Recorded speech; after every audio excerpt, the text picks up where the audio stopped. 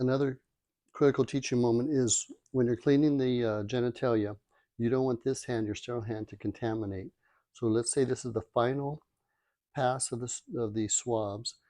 Again, throw it away, and now you get your catheter tip.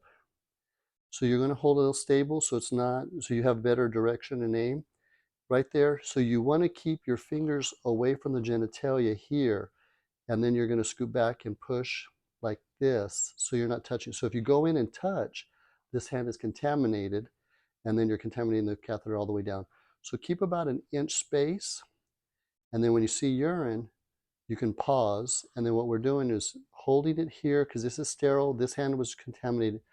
We're going to keep it sterile and then switch hands, and now inflate with the dirty hand, but keeping the sterile hand there. So just in case, if there is resistance, you can pause the inflation and then insert a little bit more, and you're still sterile.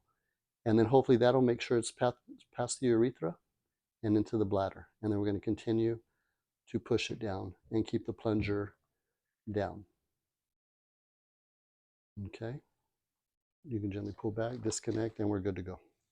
Thank you.